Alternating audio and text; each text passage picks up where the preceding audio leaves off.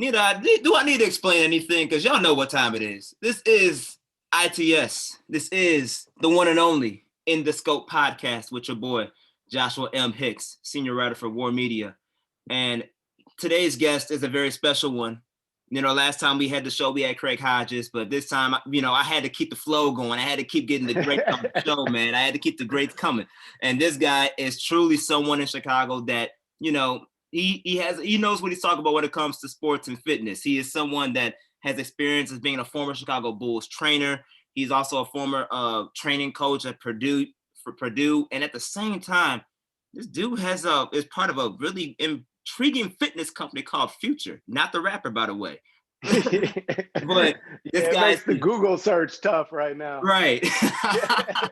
Most definitely. But this guy, I'm really interested to hear his perspective on health and fitness, and especially when it comes to professional sports and the climate that we're in with the pandemic and throwing everything off. I'm really intrigued to get his viewpoints on those things, especially with his company Future. That being said, this man deserves a special introduction. His name is Josh Bonhotal. Got it. Bonhotal. Got it. See, that's what I'm talking about. I got it. Thank you, man. I appreciate that. And how are you doing? Man, I'm great. I'm excited to be on. Like I said, we were talking a bit before, man. I'm following in big footsteps with Craig Hodges, but one of the things I always tell my players about me is, I might not have made it to the league, but I had in the gym range. So that's one thing me and Craig got in common. I don't know if I still got that jumper today, but it didn't get me very far though either. Yeah, man. I mean, at least today. Imagine if you said you had the jumper. I'm interested to see. How do you think you would have fared off today? Because today is the shooting league now. Man, it's a completely different game. That's one of my reliving my glory days was high school basketball. We had one of those old school coaches where it was we ran swing offense, and it was like you couldn't take a jump shot unless you ran through the swing 3 or 4 times. The only shot he allowed us to take was a layup. And I was coming out there all summer. I'm working on pulling up from the volleyball line, when I play summer league and pickup games and that. And then it's just a totally different game today, which is so cool to see. Is I think for such a long time, things are passed on of you kind of put players' game in a box because this is the way, to play the game or things like that. And I think it's really incredible when you start to especially challenge, on the elite level, when you talk about guys like Steph and Dame Lillard, but even the guys coming up behind that, Trae Young and all these others, is you see what happens when you start to give some free reign to those guys to just start getting creative and working on stuff. And one of the things I always talk about, and I'm sure we'll get into this, I think throughout my entire career with the Bulls and at Purdue, the biggest thing I always say, the biggest impact that we could ever have as coaches on our guys is confidence, man. Confidence is just a complete game. And you see, obviously, those guys have earned it over time, but they most certainly have had coaches in their life along the way, giving them the confidence to go out and try those things and try it in a game and fail and, Dame missed from half court, but it's a good shot for him because he works on it. So I think I missed my time, but I was undersized. I got small hands. So, it wasn't in the cards for me, I don't think. I hear you, man. I hear you. But I mean, obviously, I was a little bit of a sharpshooter myself back when I was in hooping in college. Okay. So I had a little bit of a flame. Before I, decided to hang my jersey. But at the end of the day, though, we're doing our thing within our careers. I'm doing my thing in the journalistic career, and I'm continuing to advance in that. You are doing your thing in the fitness realm. And then the health and fitness realm. So take me back to the beginning of that career. What was it like for you to start to get into that industry? How did you get into that industry? And when did you know that this is something you really wanted to do? Yeah. Well, like what we've been talking about and alluding to is I grew up in a small town in Wisconsin called Lake Geneva, which is about an hour and a half north of Chicago. I grew up right in the heart of the Jordan years. So, I mean, I was a diehard Bulls fan. I watched, Johnny Red Kerr, every single game I'm watching. I'm tuned in preseason, doesn't matter. My whole life revolved around that. And from as early as I could remember, you couldn't tell me any different. I was going to play for the Bulls one day. And that was my whole purpose. That was, and like we were just got done talking about, I wasn't that good of a basketball player. I didn't make it to your level. I played through high school. But I was also that kid where, my friends are clowning me and everything like that, but you couldn't tell me any different. I kind of hung on to that dream. But the thing that I was at least smart enough to realize is like, if I don't make it as a player, on the off chance, you know, um, I got to find another way in. So what's so to speak like my backup plan? And it led me down this path where I had really fallen in love with the process of training and developing and becoming a better athlete, becoming a better player. And as I started to try and learn for myself how to, lift weights, condition, things like that, I started to realize, man, this is a real job. Like you can go and coach in the NBA, being a strength and conditioning coach, sports performance coach. So it was late high school, early college. I already knew that that was the path I wanted to go. And so I think that gave me a head start because already in high school, I was studying who are the people in positions that I would hope to one day get to. What are the commonalities amongst them? What has been their path? What are the outliers? Because success leaves clues. And I started following along the way with that. And one of the stories I always love to tell was actually in third grade. My third grade teacher gave us this assignment. It was write a letter to your future self 15 years from now. Where will you be? What will you be doing? And I still have no idea how she did this, but 15 years later, I got that letter in the mail. I had just graduated college. I was living back at home with my parents. And so I come home one day, I get this letter in the mail, open it up. It's this little chicken scratch with a terrible drawing. And it was just one line. It said, I will be the starting point guard of the Chicago Bulls. And that was my full circle moment because literally it was either my first or second week as an intern with the Bulls. So as soon as I graduated, I'd gotten an internship with the Bulls. So now I'm 22. I'm not playing point. But for me, like I had made it, that was my dream. And then from getting that opportunity, it's how do you maximize it? How do you make the most of it? And I was actually commuting every day from Lake Geneva to Deerfield. So it's hour and a half, 2 hour commute, each way, depending on traffic and all that. And, the one thing was every single day I'd go into that day, it was today is my job interview. Today is the day that they'll decide whether or not they want to hire me, because I knew that the assistant job is going to open up eventually. It's just a matter of time. But B, even if it doesn't, if I approach each day that way, these guys are going to go out of their way to help me, kind of get the next thing. And so I think with that mindset was what led to, I spent a season as an intern, and really grew into the role where they treated me like a second assistant. So I had responsibilities beyond what any intern prior to me had. And then I spent a year away, did some traveling. I was in Australia, ended up working in Boston for a bit. And at the end of that year, going into the next season, the assistant did leave for a head NBA job and they called me back. So I'm 24 is when I, came back and took over as the assistant with the Bulls, which coincidentally was Derrick Rose rookie year. So was able to spend those 3 years, the first 3 years of Derrick's career with him, which, we all know that journey is an incredible rise from, he was rookie of the year that first year to my last year was the year he won MVP. So, just some incredible times there. Yeah, that's crazy how that timeline came into like the right timing for you, especially when it came to the Derrick Rose Yeah. story. You briefly, Yeah. it's a two-part question coming up because you briefly talked Yep. about how you looked up mentors as you was going up and trying to come up in the Mm-hmm. ranks to prepare yourself for people that you sort of looked up to Mm-hmm. fulfill the goal that you wanted to achieve.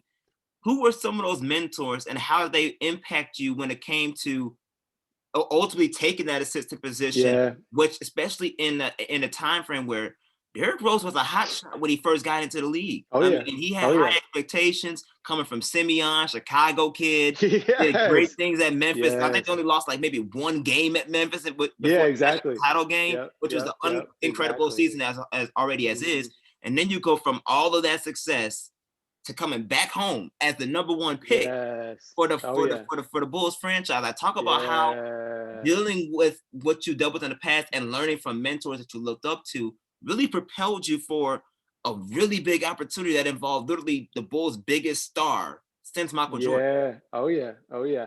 Yeah. a- Again, I think it was something where just early on my drive to get better and pour my, I had this passion obviously for basketball.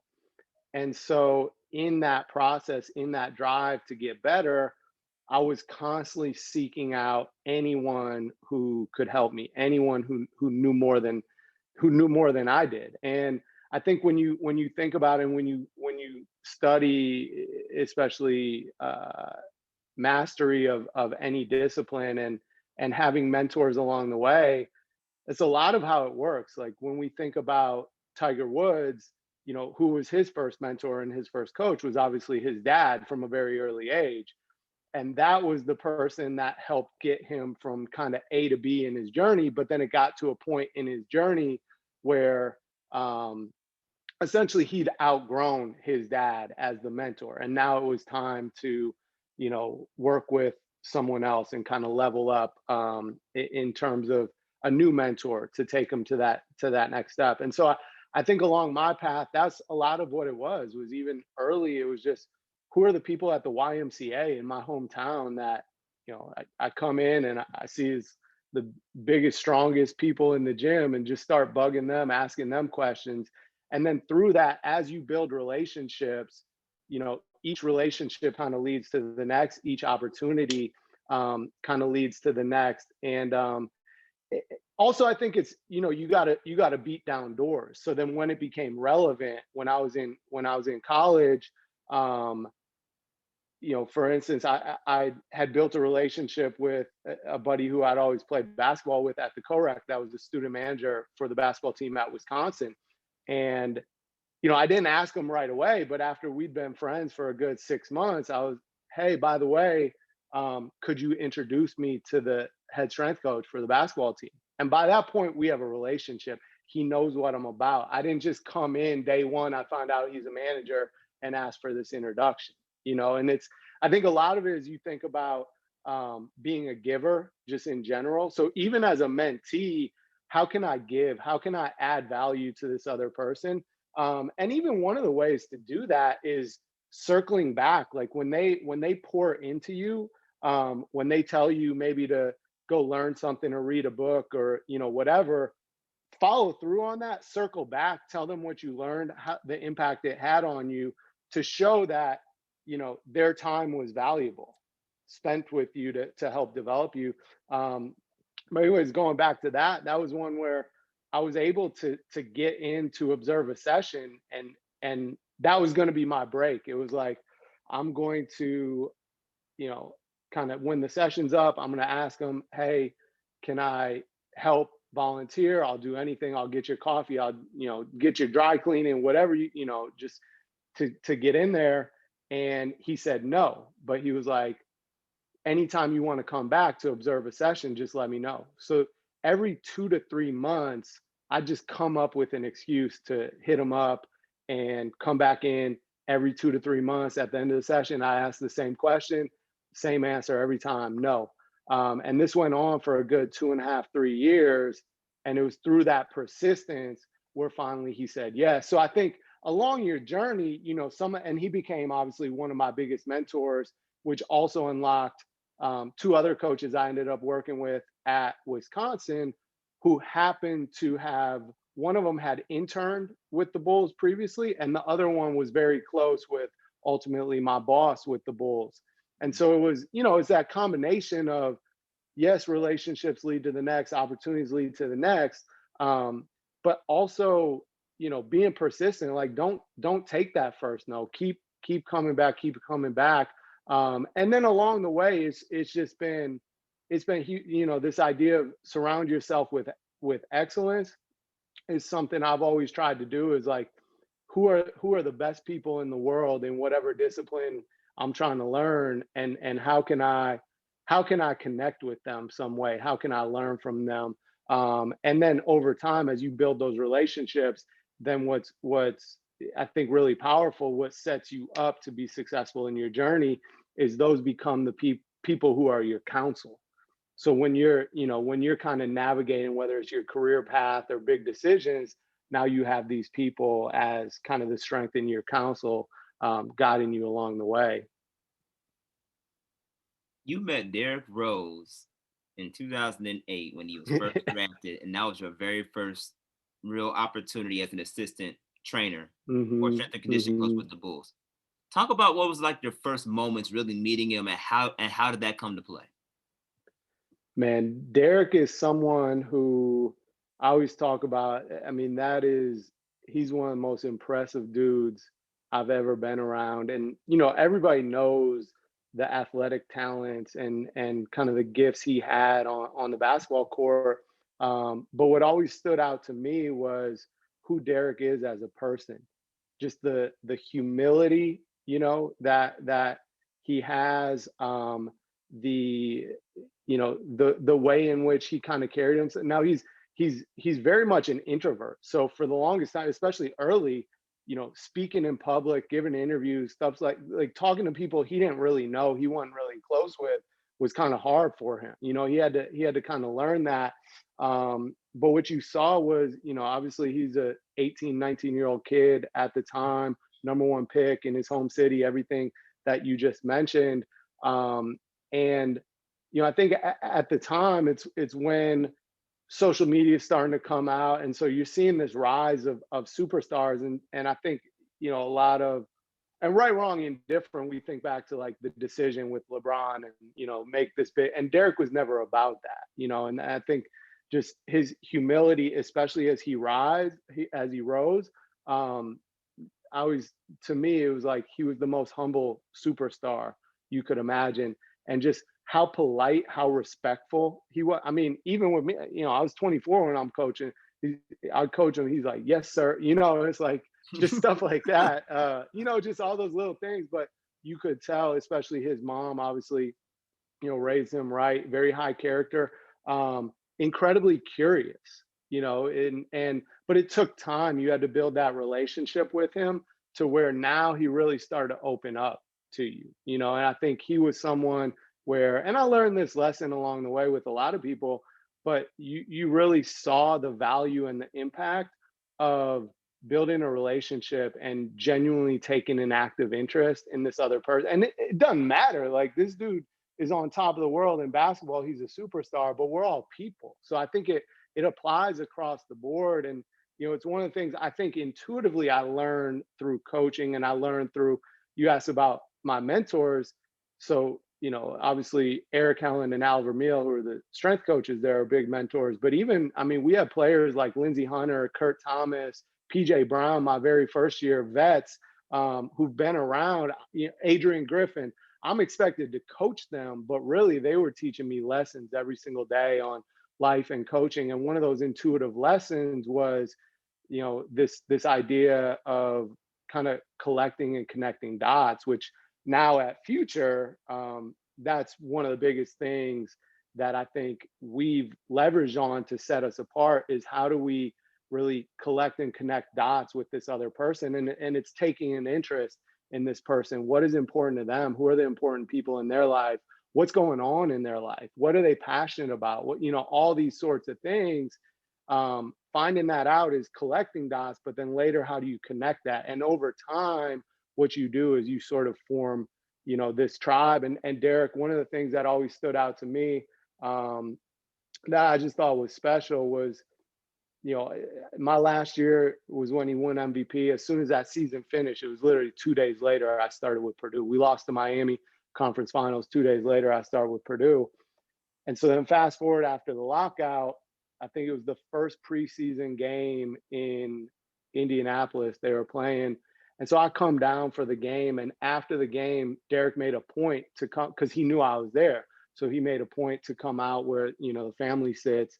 And I'm asking him about, you know, how's he doing? How's his life? He just cut, man, Josh, I want to know about you. What's going on? How's Purdue? I've been watching y'all play, you know, and like Derrick is watching Purdue basketball for no other reason that he knows that I'm there. And this at a time, you know, this is before his injury. He's on top of the world, and that was always just, it was something that it's a little thing, but to me it was a big thing. But again, it just shows the power of taking that interest and building a relationship. Everybody listening right now, you're listening to former Chicago Bulls trainer Josh Bonhotal. Um, you talked about how over time you developed this relationship with Derrick Rose. And obviously you didn't coach, you coached his MVP season, but after that you had to transition to your new gig. Yep. That was the year that Derrick Rose first started the injury bug, right? Where he tore his ACL in the playoffs and things of that sort. Were you able to keep in touch with him during those things? Did he call you for advice coaching wise from the strength and conditioning perspective? Were you able to have those type of dialogues with him? On that side of things, you know, I really stayed out of it.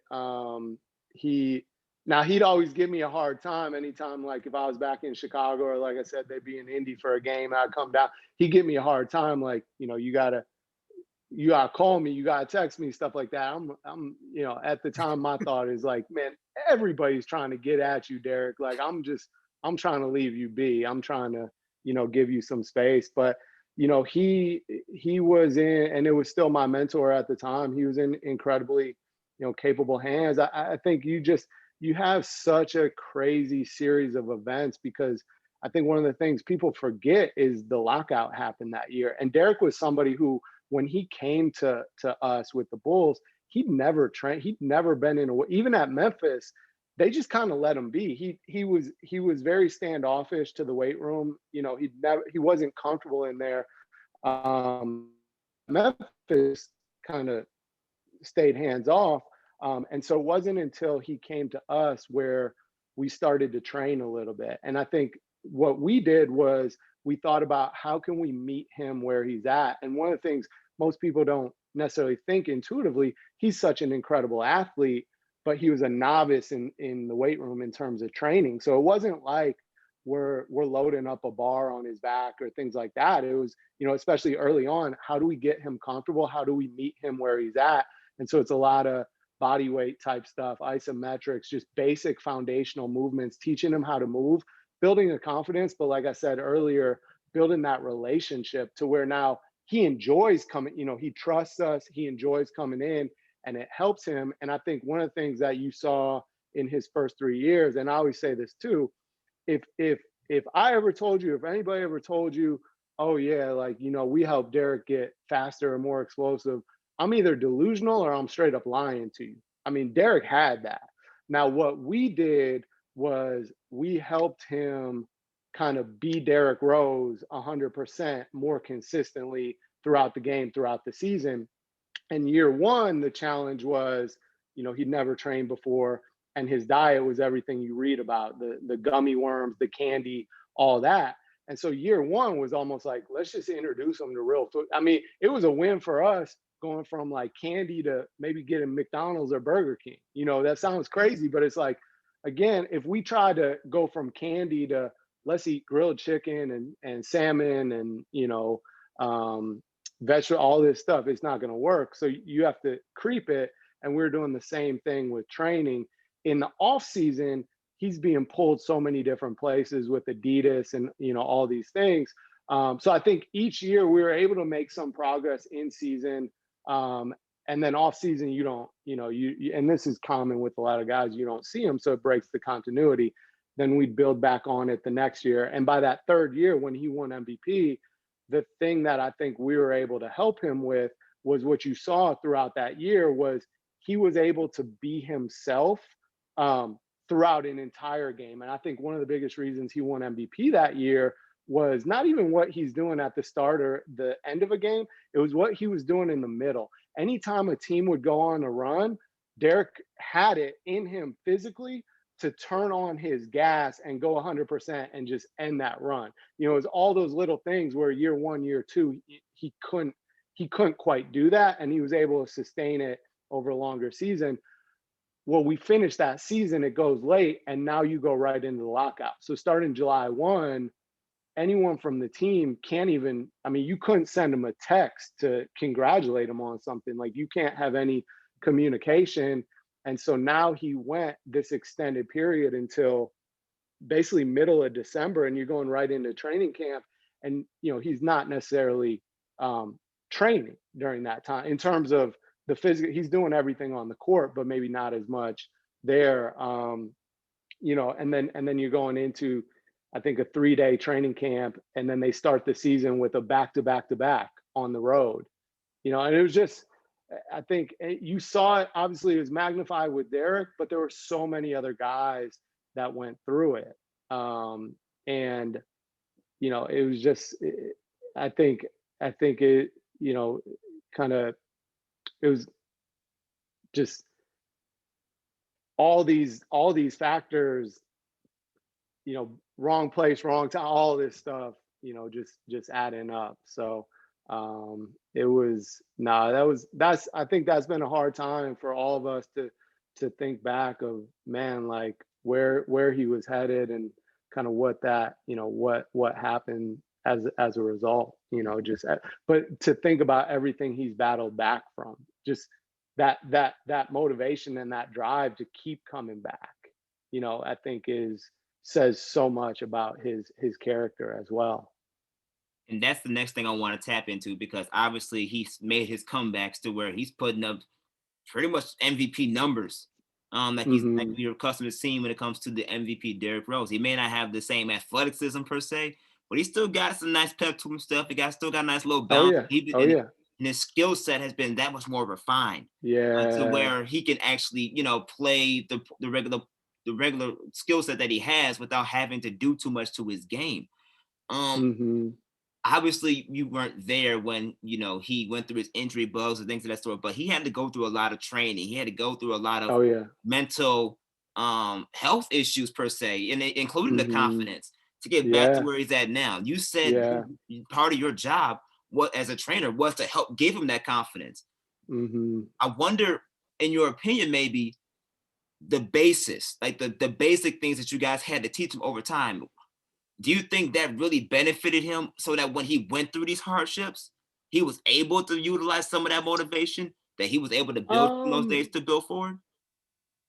you know, I mean, I hope maybe it did. I mean, I also, you know, I think one thing for me is, you know, kind of having the humility of, like, especially in Derek and his journey, to realize, like, at the end of the day, like, I'm not that important. You know what I mean?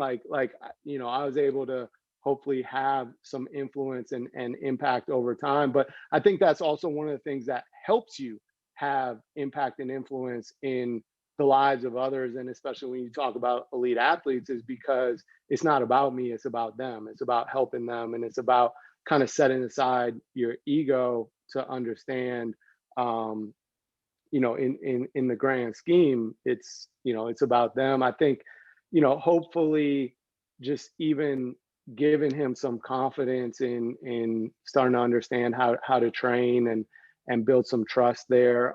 But you know, I think, and again, like you said, I wasn't there for it, but it's something that you see commonly, and especially with really high level athletes, if they have a major injury. You know, like my first year at Purdue, we had Robbie Hummel, who was in his fifth year coming off his second ACL injury.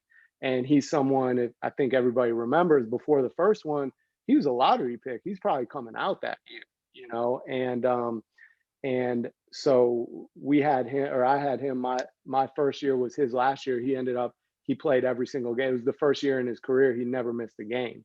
But kind of along that journey, and I was there for the tail end of it, is, yeah, you do go through those moments, those dark moments where you feel alone a little bit. I think you feel some kind of depression, doubt. You feel isolated because all your teammates are out there playing, doing things that you should be out there with them, and you're off on the sideline or you're in the training room. And so I think, for especially someone like Derrick, that's where the people around him, his family, some of his really close friends who are always with him, and obviously that coaching network, I think, and again, I wasn't there for it, but I think you have to really, you know, hats off to them of just being there for someone during that time, like, showing that you're there for them, showing that, because I think the other thing is a lot of these elite athletes, they get their identity so wrapped up into who they are as a player, and so now all of a sudden that's taken away, overnight. And so having people in your support system, and especially as coaches, I think that's the biggest thing you do is like, I'm here for it. Like nothing's changed about our relationship just because you're hurt, and I think they go through this struggle of kind of being less than during that time, and sort of reminding them that their identity is not that, being there with them, understanding, how and when. The reason you're able to do this is because you formed a tribe with them, because you collected and connected dots, when to just put an arm around them, but other times, because you have that relationship, you can give them a kick in the butt. You can give them some tough love, like, man, quit feeling sorry for you, And I'm sure, I haven't talked to Derrick about it, but I'm sure he had those conversations along the way. But you can't do that alone. Like what he's done, obviously, is a massive tribute to him. But he has this support system around him to help keep him along the way, and that's for any of us. There's no such thing as the individual success story or the overnight success story, and I think that's one of the things. And it's like, with Future, that's one of the big things that we're trying to bring is like, for Derrick to have the support system, and not just his family, but the experts around him. And they're in his life every single day, and they know him and they have a relationship. That's the thing that helps keep him going. But then for 99% of us, we don't have that, and so I think that's also, when we think about like with what I'm doing now, that's the missing piece, is like, how do we take what, say, someone like Derrick had, that support, that foundation of that relationship, um, to help people get healthier, to help people, stay on track. That's very good analysis, my man. I appreciate that. For real. But you said, obviously, aside from Derrick Rose, and you training him. Before I jump into that next point, let's stick to this one last question with Derrick Rose. Sure. I want you to give me your favorite moments of working with Derrick Rose. There's so many, but I think the one that stands out to me was the thing I learned early on about Derrick, especially with the humility that he had. Like I remember even when and I wasn't in the room, but when we were interviewing him before the draft that year, and if you remember, everybody was saying it was him and Michael Beasley, like 1A, 1B. Mm-hmm. And I remember our staff telling me the story later was they got him in that room and they're asking him about, Michael Beasley, and if he's better, who should be the number one pick. And Derrick, being as humble as he is, was just saying glowing things about Michael, what a great player Michael Beasley is, and this and that. And when they started to push him on it, finally, he broke down in tears and just talked about how, like, he didn't want to disrespect anything about what Michael Beasley had put into the game and what a talented player he was, but he didn't want to be perceived as being arrogant or any, and he truly believed what a great player Beasley was. But he broke in tears talking about why he was the number one pick. And it wasn't arrogance. It wasn't, it was because he'd worked for it, and how much it meant to him, and how much it meant to him to play in the city of Chicago. And and then you see what he did as he came in to prove a lot of what he said he would do. And so I learned this early with Derrick, where it was like, if Derrick makes a proclamation, like Derrick doesn't just speak to be heard. Like if Derrick says something, it's gonna happen. And so my greatest memory with Derrick was it's media day my last year in Chicago, my third Derrick's third season, and I forget exactly how the question got asked, but somebody asked him about who would be the MVP that year, Mm-hmm. and Derrick in that moment, and he said it very humbly, like he didn't, it wasn't arrogant, and he just kind of said he was like, "Why not me?" He was like, it's no disrespect to there's unbelievable players in this league. He was like, but I just know, I know how hard I work. I know, and on and on and on. He gave kind of valid reasons of his effort and the work he'd put in. And I remember driving because we were at the Berto in Deerfield. So I'm driving, I lived in the city. I remember driving back home, and the whole drive home, I was just like in shock. I was like, man, Derrick's going to win the MVP this year. Like, that's crazy. Like, in that moment, we hadn't even played a game. It was media day. But I knew in that moment, Derrick saying that with the conviction, the humility that he said it, and knowing what he's about, it was a foregone conclusion because I'd learned that in coaching him was like, it's going to happen. And then fast forward, that's exactly what he did. Everybody listening right now, you're listening to Josh Bonhotal. Josh, man, you said you've coached or trained 6 other All-Stars. Just for my curiosity, who were those 6? Because I have thoughts. I want to see who those 6 were. Now you putting me on the spot. I'm trying to remember everybody, man. And some of them was like either before or after our time together. But obviously you had Derrick, Joakim, Noah, Luol Deng, Kyle Korver. Who are the other? I mean, obviously I was there for the Baby Bulls years. I can't remember if Ben Gordon ended up being one of them, but obviously Ben Gordon was, 6th man of the year, like very prominent player. It had to be some of our best. You put me on the spot, man. And now them two are gonna be mad at me too. So.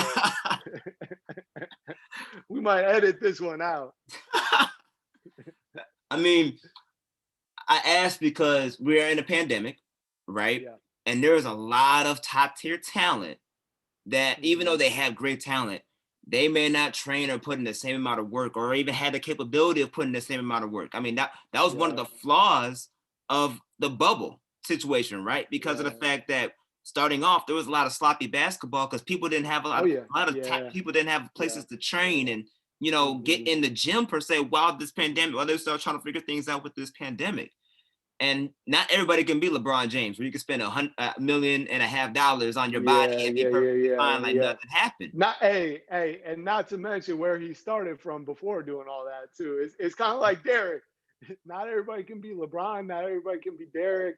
Not everybody can be MJ. I mean, there's some dudes where they're just specimens. So yeah, like you said, LeBron, not only that, and then he's as meticulous as he is about taking care of himself is incredible. Right. It's really crazy. And I just wonder, coming from your perspective with sports and nutrition, how much of an impact did that really play even on this season as a whole? Because of the fact that some of these athletes, like Luka Doncic, he started, he played in a bubble, and then he started off the season out of shape. He was struggling to get in condition. They said there was reported that he wasn't, he wasn't eating the best either. Things of that sort. How much of an impact truly does fitness and training, especially in a pandemic, play a role in the efficiency of how not just a top tier athlete, but an athlete in general plays? Yeah. Well, it's Matt, and obviously that's a loaded question because of you think about all of the dynamics of just the pandemic itself and kind of what's gone on over the course of the last year is we've moved from, as a society, being able to really get together and connect in person to now very much isolated. But even when we are together, there's a stigma of like, nah, but stay 6 feet away from me. And so even that, there's this, I think there's this psychological piece to it that that can be hard, for all of us and for those players as well. The early part of it, obviously there was so much uncertainty. But yeah, I mean, these guys couldn't even go to their practice facility. They couldn't even go to, like, if they had maybe a private facility that they go to. They couldn't do any of that. And I think it was really the first time for a lot of these pro, high level athletes, where in a lot of ways they were on their own in terms of managing their fitness and health and things like that. Now, don't get me wrong, all the teams I think are obviously in communication. They're sending stuff, but they're not physically there. And that's also something new for the teams. I mean, it's, literally that's what we're building at Future. And it's not something you just snap your fingers and turn on and you do a great job at it. It's like, for us, we've now spent 3-4 years building this and building playbooks and understanding what are the different touch points and how do you build a relationship and how do you keep someone accountable and support someone without actually physically being there with them every day. So I think it was a big adjustment on both sides. And then I think there's a little bit of like, there's not necessarily a finish line for a while of like, when do I need to be ready by? Do I even need to be ready? Are we going to have a season? Are we not? That was so up in the air. And so I think that's where you really have to fall back on your habits, and making a, pretty big generalization here. I would think a lot of the guys like a LeBron who have established those habits prior to all of a sudden the world being flipped on its head, someone like him is going to be, and turned out was quite successful winning the championship. But I think guys like that could fall back into those habits, because they were a bit more on their own. Whereas some of the other guys that maybe don't have the education, don't have the habits yet, then yeah, I think they're going to struggle because your fitness, your nutrition is, I think on the training side in terms of, getting stronger, getting fitter, conditioning, all that sort of stuff. What you're doing is you're trying to raise your capacity to be able to do high levels of work, big outputs, especially what's necessary, on the court to say separate or, offensively, defensively, things like that. So you're building up your capacity to do that. And then with your nutrition and your sleep and your mental health, you're building the recovery ability to be able to do it consistently over time. I think one of the positive side effects in the bubble was no travel. So everybody was, right there. You literally just went back to your hotel room after every game. And I know some people talked about that, but I think that maybe helped. I think if they had gone right back into traveling and get into a new city at 3 a.m., play at, later that day, I think you maybe see a lot more incidents of injury. But then anyways, fast forward, and it's a very non-traditional offseason, especially for the teams that, were in the bubble, played into the playoffs, played later. I remember talking to Duncan Robinson about it. And it was probably a month and a half or so before camp. He still didn't know if they were going to have camp. He's like, well, I'm going to take a vacation because I need some time just mentally to get away from it. But at the same time, I'm not sure if, I just need to keep training, straight through. And so I think a lot of the uncertainty has played a role, but it's like what we talked about earlier with Derrick in those first 3 years. And for a lot of these guys at this level, especially some of the vets or the really athletically gifted players, it is going to be the consistency of their habits physically, as well as, nutrition, what they're eating, that's going to allow them to have that level of consistency. And it's true for all of us. And like for us with Future, that's essentially like the problem that we're solving for is there's 4 main things that really impact both the quality of our lives and the length of our lives, which, it's magnified for athletes because you're talking about ultimate performance, but for the rest of us, it's just how do we live? And it's, how we move, how we eat, how we sleep, and how we manage our stress. And so it's those four things together, where this pandemic, I think, has been really hard for all of us. And, these NBA players, yes, they're millionaires, yes, they're all this, but they're human beings at the foundation of it all. So they're going through, that same challenge. The difference being they do have that constellation of experts, surrounding them every single day, who are able to guide them on that path. Well, let's transition to you and the other human beings that help make this great company Future such a Yeah. success. Future, is being, let's put it this way, described as the fast growing, fit tech company.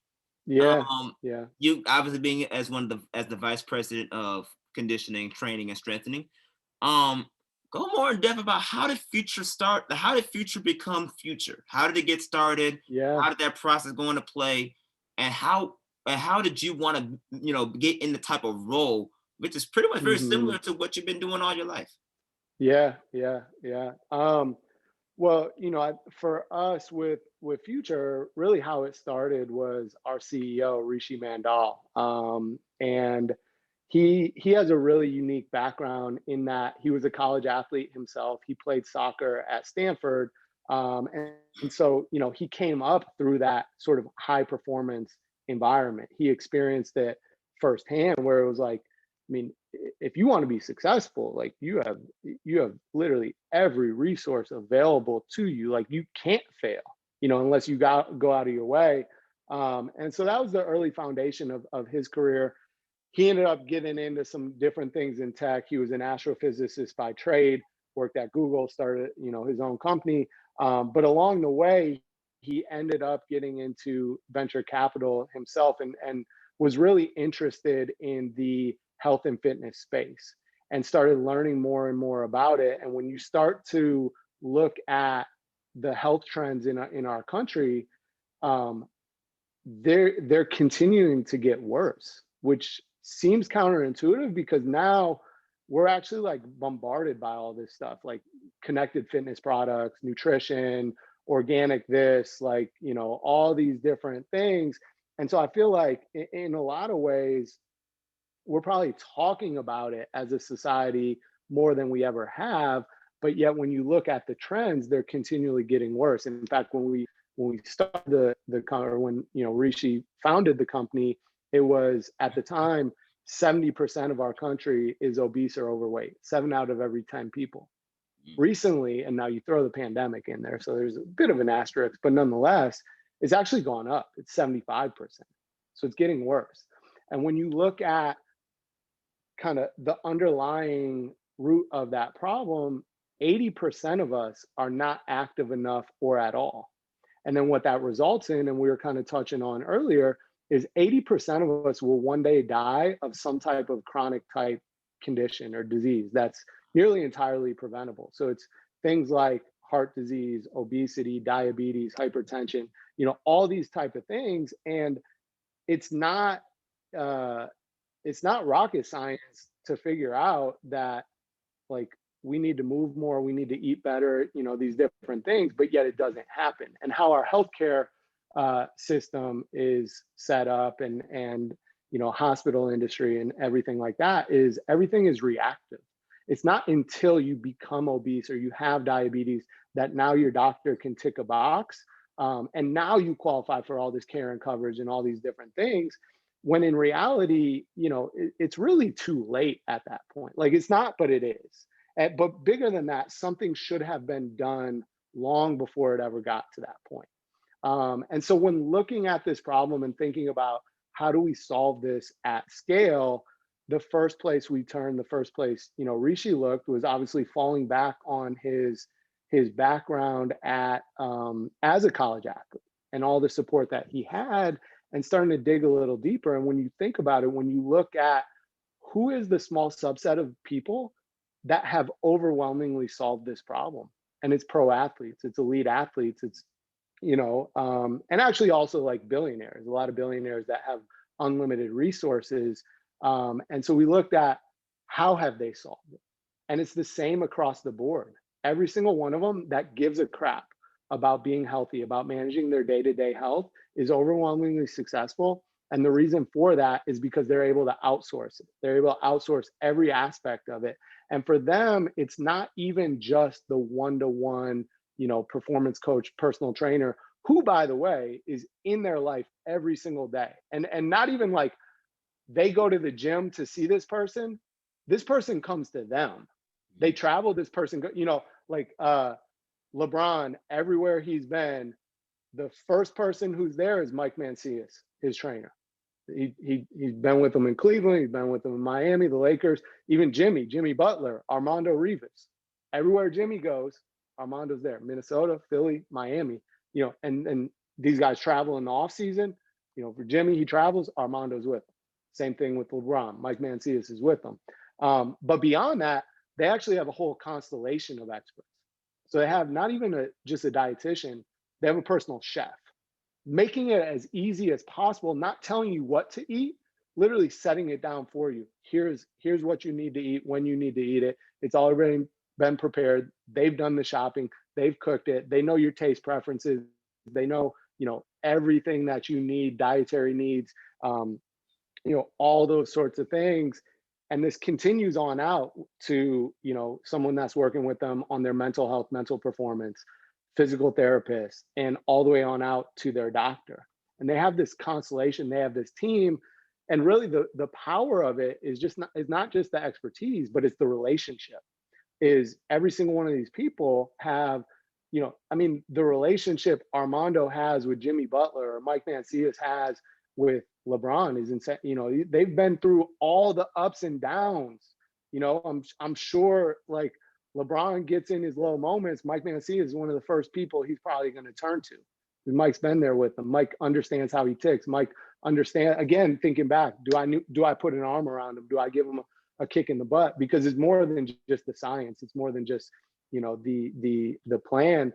And so we looked at that and was like, despite like what we just talked about, you have all these incredible products. You have Peloton, you have Tonal, you have, the Mirror, you have content type things where, it's like different classes I can do, streaming and all this. The missing piece with every single one of them, there's not a person. There's not a human connection. There's not a human relationship. And when you look at it, despite all of these things, every single year, millions and millions of people, they try to get active again or for the first time, and it's your New Year's resolution people or whatever it is, 80% of them within the first couple months are no longer working out.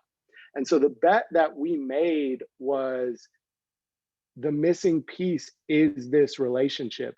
It's putting this person with you who's in your life every single day, who's able to ride the highs and lows of your life with you because they take the time to get to know you, but they also are an expert. And ambitiously for us was, how can we pair you with like the best experts, people that have trained NBA players and Olympians and college athletes and all of that, because those two things for the 99% of us just are not possible. Is even if you could afford it, you want to have access to someone who, like, we have the former head strength coach of the Golden State Warriors. He's trained KD, he's trained, Steph, Klay Thompson, Draymond. We have a former head strength coach actually of the Bulls who came on after me. Like, we have people like that. Now we're providing access to someone like that. And the bet that we made was, this person doesn't have to actually physically be there with you to have that impact, to build that relationship with you, where when everything else has failed for you, everything you've tried, think about it, 80% of us are not active enough or at all. It's not like we just sit around and never try. It's like, and these people, we are these people, It's like you try, but nothing's worked. You try something new, that didn't work.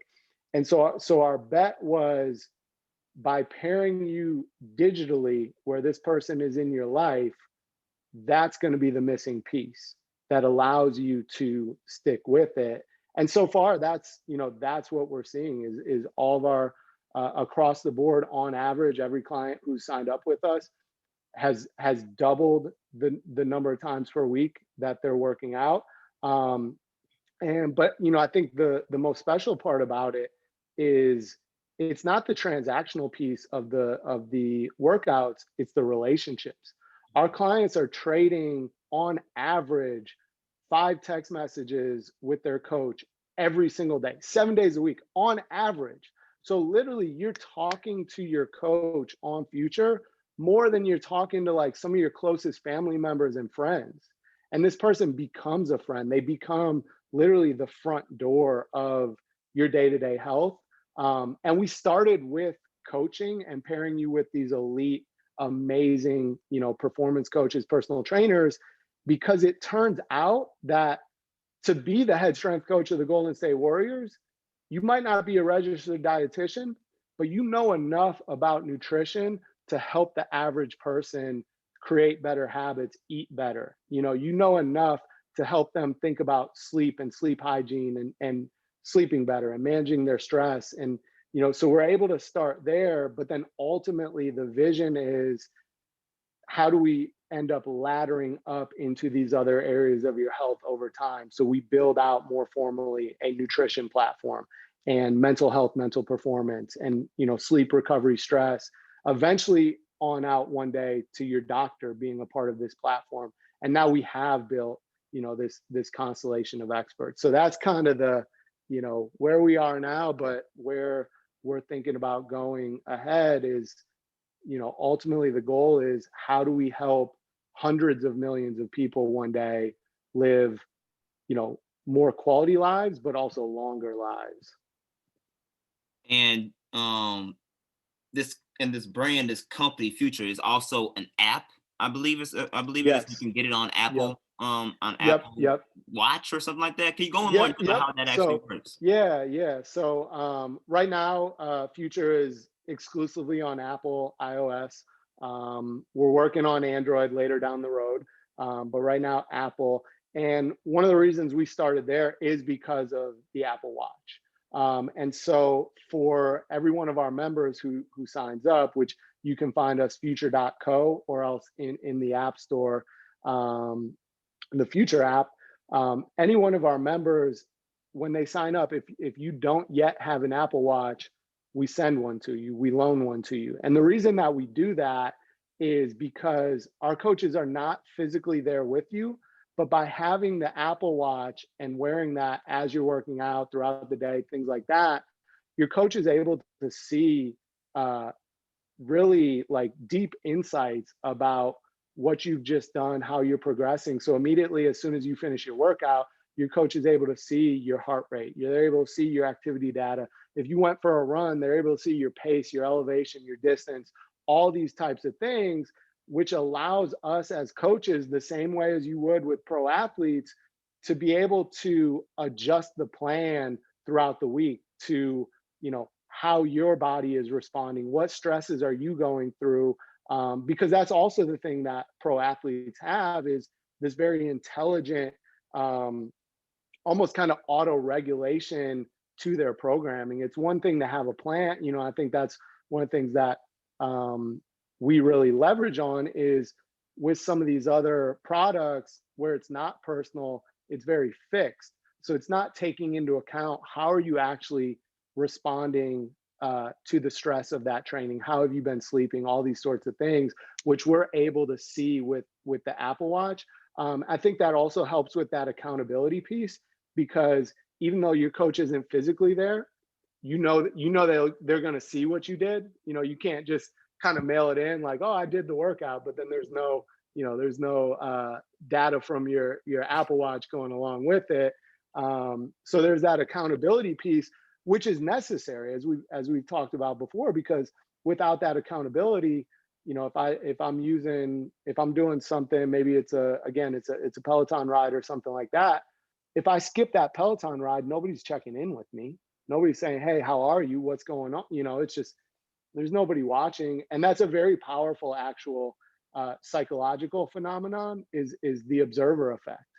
We're more inclined when we know someone's watching to like do the right thing or to follow through with the thing that we said, that we're going to do.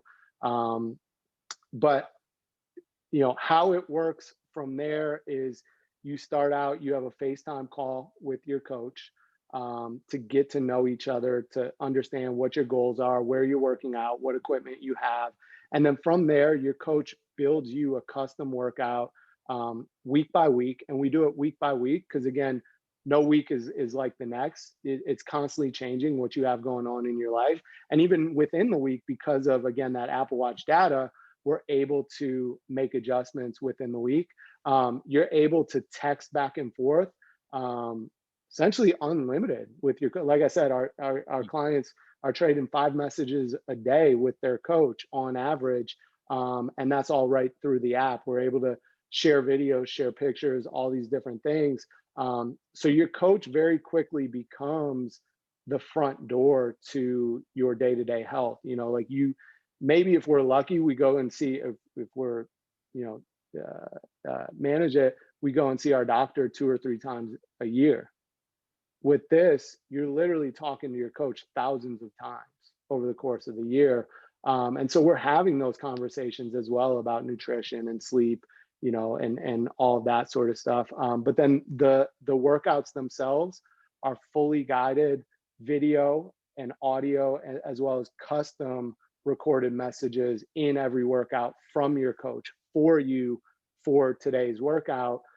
So everything that you're doing as you're doing it, you're hearing the cues in your ear, you're seeing a video of it on your screen, you're seeing, what it is on your watch, how many reps, how much weight, all those sorts of things. And then when you finish, your coach sees everything that you've done, and they're able to share that moment with you temporally and celebrate you, for finishing that workout, or maybe hitting a new PR, or, things like that. Provide insights based on what that activity graph, that heart rate graph is showing, or maybe you went up in weights, maybe you went down in weights, maybe you skipped a movement. Our coaches are able to see all of this and make the adjustments. Man, that's crazy. That's crazy. I'm just sitting there analyzing like, yo, this is crazy. You guys really taking like pretty much workout streaming in a pandemic like this to a whole nother level. Yeah, I think, and the thing to really call out is where we're focused on is kind of managing your day-to-day wellness, your day-to-day fitness and health. Whereas a lot of other products, the connected fitness products, there's nobody actually there making sense of it for you. There's nobody making adjustments for you. There's no one, guiding you along that path. So what's really interesting with what we're doing is we're able to actually plug into a lot of these really incredible brands. So a good chunk of our members do ride like they enjoy doing Peloton rides. So what our coaches do is they make sure you say, hey, you want to ride Peloton 2 days a week. They make sure that you get your Peloton ride in both of those days, that you don't skip it. And then after the fact, they see everything you just did. So they're able to comment on it. And then they're able to adjust the rest of your week with the other workouts that you have. And so I think that's the really unique thing for us, is because ultimately one day, to help hundreds of millions of people, it's not going to be a zero-sum game. It's going to be a lot of really talented people and brands and companies kind of coming together in some ways to complement each other for this sort of greater good. And I think that's one of the things that sometimes you don't intuitively think about, but I think that's one of the things that's maybe most powerful about what we do, is we can sit at the center of all of it and complement, all these other great products or coaching and, things like that. That's great, man. That really is great. And for our audience that's listening right now, where can they get more information about these sessions and what Future has to offer? Is there a website, social media? Where can people get more access to this information? Yeah, so I would say the best place is our website. It's future.co, C-O. So you can go on our website, and all the information of how it works is right there. You can also take a look at our coaches, because I think that's what sets us apart. We literally have been, now of course I'm biased, but I say this unapologetically, we've built the best coaching team in the entire world. And it's the largest coaching team of its kind behind the military. And it's literally, It's people that have been NBA, NFL, NHL coaches, college, Olympics, people with masters in sports psychology, people, worked high level group fitness and yoga. And so the diversity is just insane. And so to see that, you can go to our coaches page, which is future.co/coaches. And that can be really helpful because there you can find who is someone that really stands out to you, that feels like a really good match for your personality and your goals. And I think that's one of the powers of having so much diversity is we have someone for literally anyone and everyone. And for you personally, aside from future and everything that's going on in your life, Yeah. Do you have any other endeavors that you're thinking about getting yourself into, or even working on right now?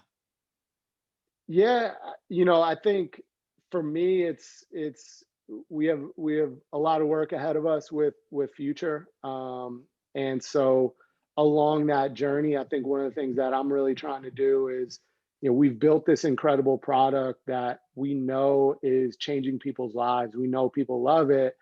How do we now start to bring awareness to what we're doing and the power of it? And so I've been trying to do that a bit more through social media. So my Twitter is at J Bonhotal.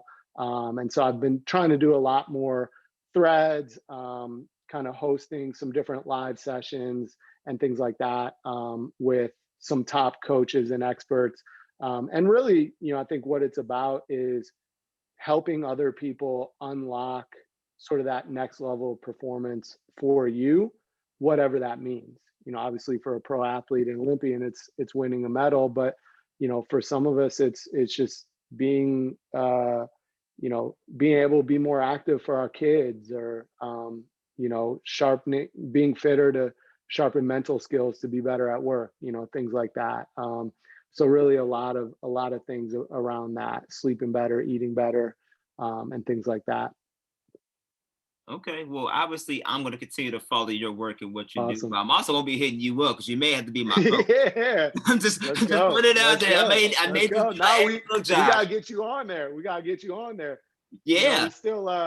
There's still some time for you left. There's some we start with like a G League tryout or something, get you ready for that, and kind of work your way from there. We got some time. For sure, man, for sure. As Josh says, we got to stick together.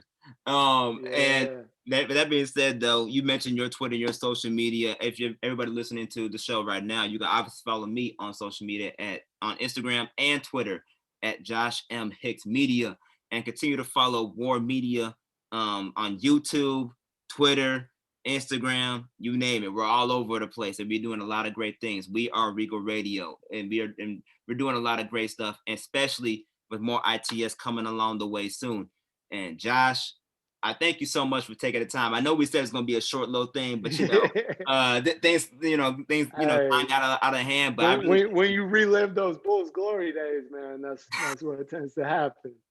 yeah, I thank you so much though for really taking the time to come on my show, talk about everything you're No, doing, your definitely. experiences, including future. I really do mean it. I want to keep in touch with you. Yeah, Even let's bring you do it. back on, and I obviously bring you back on the show to talk more about these Let's do it. strength Yeah. and conditioning and fitness health things, because it's very important.